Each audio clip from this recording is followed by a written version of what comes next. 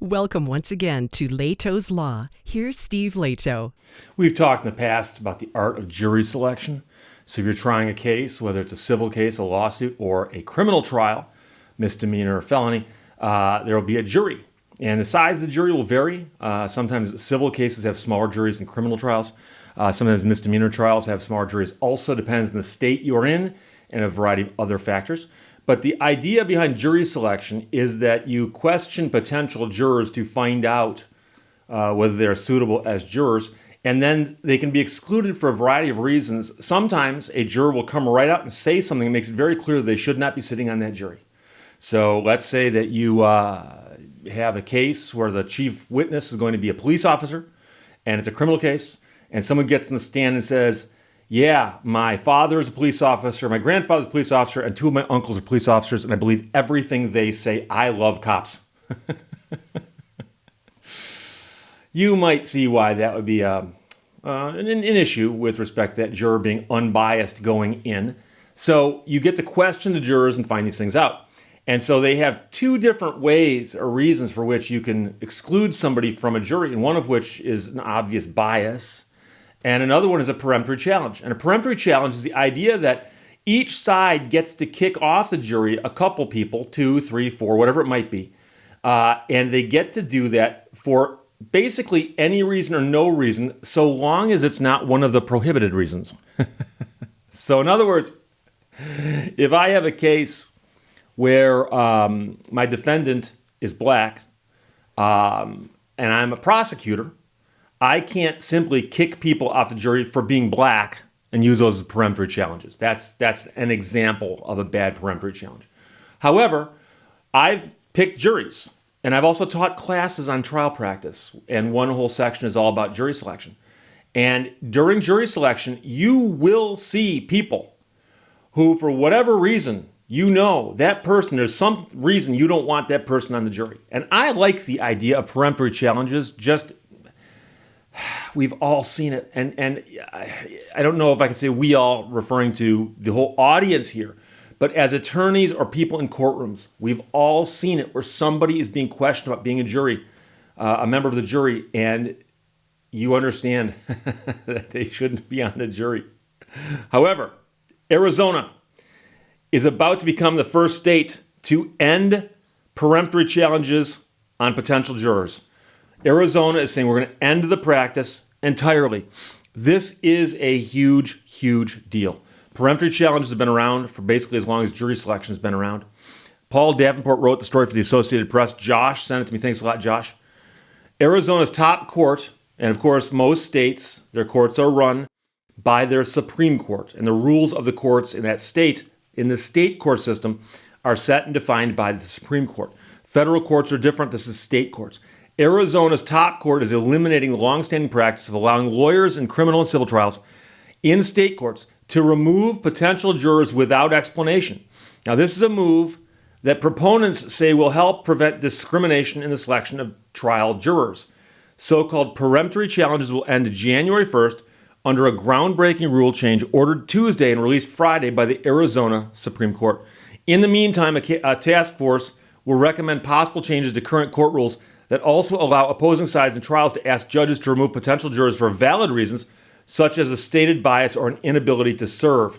So one of the things they will ask you during jury selection is there some reason you can't sit through a trial? And they'll tell you how long the trial is going to be. And they'll tell you that these are estimates. I've had a trial I thought was going to be 1 day turn into 3 days. I've had a trial that I thought was going to be 3 days turn into a week. They tend to go longer rather than shorter. And so they'll tell you, is there some reason that you can't be here for a week straight, Monday through Friday, 9 to 5 in essence, sitting here, listening to testimony, and then for however long it takes to deliberate, is there some reason you can't do that? Some people say, I have a medical reason. I actually have something wrong with my back. I can't sit in a chair for 4 hours straight. Can't do it. Or you might say, unfortunately, I've got a job. I can take a week off, but beyond that, I might get fired. I've actually known somebody who actually during jury selection said, I could lose my job. And the judge called the attorneys up and said, do you guys have any problem with us letting this one go? No, not at all. So you don't want someone on the jury who doesn't want to be there. I mean, that's actually true of both sides. But a Seattle University law professor said during an interview Saturday that he believes that Arizona's impending outright elimination of peremptory challenges is believed to be a first in the U.S. Other states, however, have recently moved to place new restrictions on peremptory challenges. That's, for instance, in Washington and California. But the professor said Arizona clearly has gone farther. He's the director of a legal center that endorsed a competing Arizona rule change proposal to restrict but not eliminate peremptory challenges. Arizona's move is big, and it'll be fascinating to see what other states and courts do. The Arizona court rejected the competing proposal, and as is its practice when it acts on requests to change rules, did not comment on the reasoning for its actions. So the state court, Supreme Court, just said, here's what we're going to do. They don't say why. However, the two state court of appeals judge who proposed the rule change in January said it was a clear opportunity to end definitively one of the most obvious sources of racial injustice in the courts. And there was a time when you would see prosecutors in particular kicking off people of a certain race, depending on the race of the defendant. And it, I think, happens more in criminal cases than civil cases. And we've all heard the stories where, and I've mentioned before, I had a video called, Why You Weren't Chosen for Jury Duty, I believe it's called. I've had people say there's a variety of occupations that attorneys don't want on the jury. And the funny thing is, people will always say that it's whatever their occupation is, and attorneys don't want them on because they're so smart. Go. Attorneys don't want engineers because we're so smart. Attorneys don't want professors because we're so smart. Attorneys don't want, whatever. And no. For one thing, why would one side not want them, but the other side wouldn't want them either? Like neither side wants them? And so I know that there are people out there who believe those things to be true. And I've spoken to attorneys who've told me that, yes, I always kick off such and such, but I've never heard one that's universal.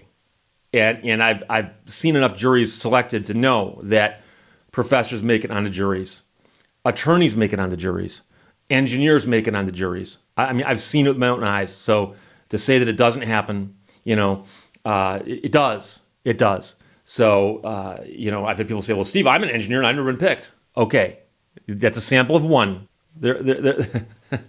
There's more than one person in the United States.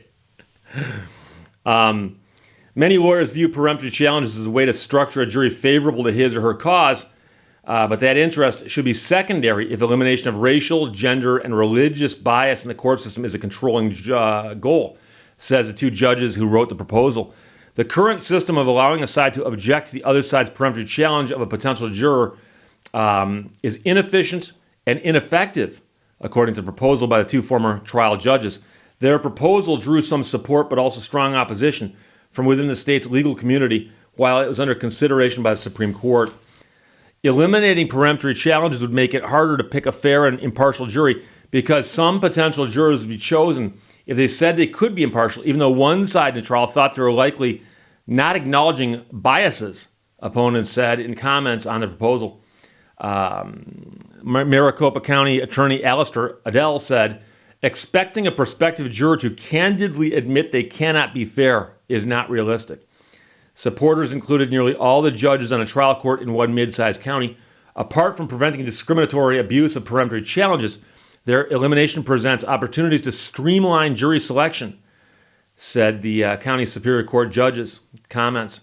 Meanwhile, a Seattle University professor who spoke at the beginning said it'll be important to follow up the elimination of peremptory challenges by changing other rules to allow lawyers more time in court to question potential jurors about potential biases. Otherwise, it's really hard to get the basis for making for-cause challenges.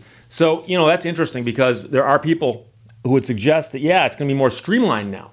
Because since you don't get as many challenges, the jurors are going to get seated faster. Well, that just means that the only reason we can kick them off is actual bias. We have to ask more questions to get to their actual bias. So I'm not sure it's going to save any time in that respect. But I will tell you that I am in favor of trying new things. And I am in favor of experimentation as long as it doesn't really screw things up. So what's going to happen right now, starting January 1, is Arizona in the state courts, no peremptory challenges for trials. So what's going to happen is this experiment is going to unfold, and we can watch and see what happens. And I assure you that by about June of next year, the attorneys of Arizona will be weighing in on this and either saying it's a resounding success or it's a catastrophic tragedy. And I doubt there's going to be any middle ground. I have a sneaky feeling it's going to be one or the other. But we'll see. We'll see. But it's an interesting experiment. Like I said, it's happening in Arizona. 2 other states, Washington and California, have proposed not quite as radical changes, but some changes to the process of peremptory challenges also. But Arizona will be the first state to end completely peremptory challenges to potential jurors. The Associated Press published it. Paul Davenport wrote it. Josh sent it. Thanks a lot, my friend. Questions or comments, put them below. Let's talk to you later. Bye-bye. Thank you for watching Lehto's Law. I spent a year in that town one Sunday.